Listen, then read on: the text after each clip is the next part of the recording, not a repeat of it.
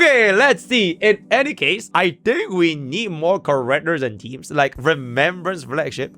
Remembrance might not be the fastest, the strongest, or even able to zero cycle W and never. But I mean, okay, out of all those takes, right? I think that Pineapple take is actually like my for reals. Because I really actually do like Pineapple though. Remembrance might not be the fastest ramen or even zero cycle anymore, but it feels like the Remembrance Flagship is the most sustainable team overall. Easy to run, and even when things get a bit tough, it can definitely still clear full stars. Okay, chat, I want to have you guys know, right? Bob getting that first try Remembrance 3-star zero cycle, it was insanely fucking lucky, bro.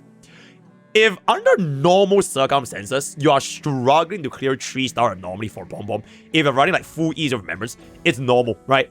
Bob is that one fight that we had that first try, it was just like the stars legit aligned. Because if you didn't have that -1 stack of 45 damage reduction, it would have taken you like, it is almost impossible to get that 2-cycle here.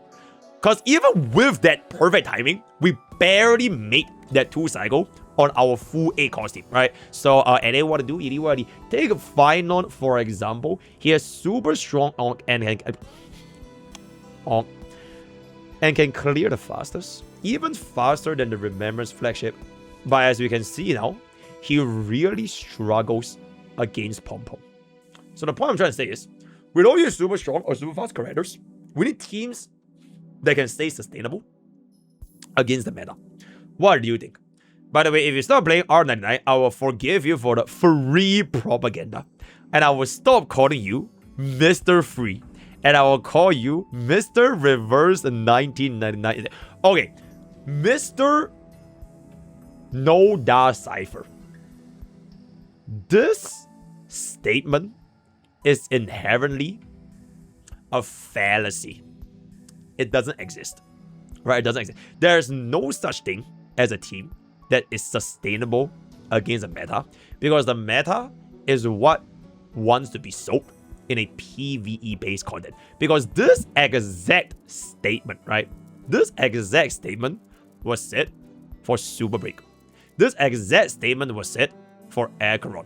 Alright, and this exact statement that you're feeding right now is being said for Remembrance Flagship. So I wanna, okay, and you even brought up my example over here, right? Final. The only Finon players that are struggling usually is because they are still on E0. If you do have that E2 Finon, it will allow you to have a much greater degree of success, even if you technically would have spent lesser cost, right? You don't need a full 8 cost Remembrance Flagship, because Remembrance Flagship is E0 S1 times 4, right?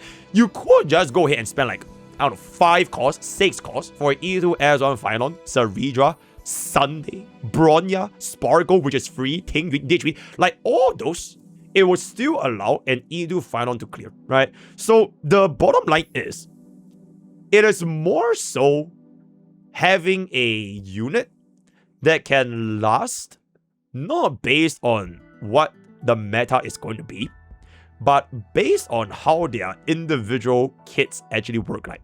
So like Super Break, right? Super Break was a meta that was like, oh my god, bro. Just keep breaking them and then you will clear very, very well. And then they introduced Toughness Lock. And then they introduced Toughness Bar Inflation. Right now, we are already seeing signs of anti-remembrance. Alright, Sparxicon boss fight. You have Prime Field, Sub Field. So your Dragon doesn't even get the fucking buffs. Your Evernight, Hyacinth as well as Irene, they don't even damage the Sub Field. So they're already splitting away your DPS into 2 different fields, right? As of right now, Pom Pom, it is not so much like super anti-remembrance, because we still have Sunder, right? We have the Sunder buff. Imagine playing the Pom Pom fight without Sunder. I guarantee you, Remembrance Flagship is not 3-starring. It is only because of this, they want to gradually smooth out the curve when you transition from like version 3 to version 4. Because if they just release Pom Pom as a boss as it is, without Sunder, people that did pull for Remembrance will be like, what the fuck just happened? I went from a 0 cycle all the way down to a 5 cycle. right? Whereas if you were to use this comparison for, let's just say, like, your E2 final, right? E2 final probably didn't zero cycle, right? But he was still clear around the same ballpark in between your anomaly arbitrations because he was not the main push. And there will only be that one main push. But the problem with a main push is when that said main push goes away, there will be another main push that comes after for those who come after. So it is a little bit unfortunate that if you want to play a main push team in Honkai Star Rail, you have to come to terms with the fact that this main push, it will be more difficult to adapt as the version starts to change. Compared to a non-main push that they didn't have as much shield environment to begin with, but it also meant that they will not feel the impact of having those shield environments going away, right? It is like, for example, Fei Xiao, right? Well, okay, like, I'm not fucking rich Maniac, right? Fei Xiao didn't really have as much of a shield environment in version 2. But even till this day, and in version 4, she is still clearing, right? Okay, does she need cores? Get the fucking cores in, right? What are you doing at Stellar Jades? Because at the end of the day, you are gonna invest in the same amount of cores in a single team, right? In a single team. So I would say, as you are playing the game with a long-term horizon, right? This team that you're talking about is actually not the main push team, right? It's not a flagship team. I think the only true team that is like kind of not immune, but like the most timeless. Okay, it's not Fei Xiao, right? I'm not that biased, right? I'm not that biased. It's DOT. I think DOT will actually just like never ever go away.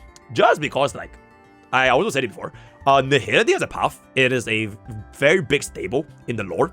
And you have Nihility in SU, and they've always been about DOT, right? And every single version, they have DOT, yeah. And every single version, they have like minor updates and adjustments to DOT as a flagship.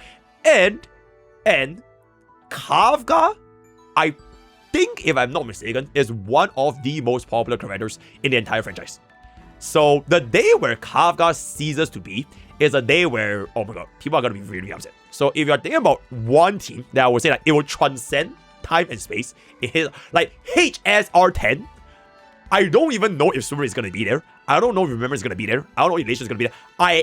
If I had to put all my money, all my Stellar Jades into a single team by HSR 10.0, it will be DOT. Will it be the exact same DOT team? Probably not. But DOT as an archetype, I think it was Tuesday. And it will be pretty crazy if Kafka, like, by HSR 10, gets like 3 reworks. Because she is the face of HSR. So it's like Kafka, and then you know like there's this meme where like all your friends die in game. It's like a very sad meme. It's like there's this guy like sitting down, and then he's like with all his friends, right? But eventually like he doesn't grow old, but like all his friends left. And then he is a last man standing. I think that is what's gonna happen to Kafka, where all the DOT friends, they will come and go, but Kafka will be forever. Because she is the face of HSR, right? So that is going to be... Kafka is a LeBron James Heisman, right? I think that is a very, very interesting discussion.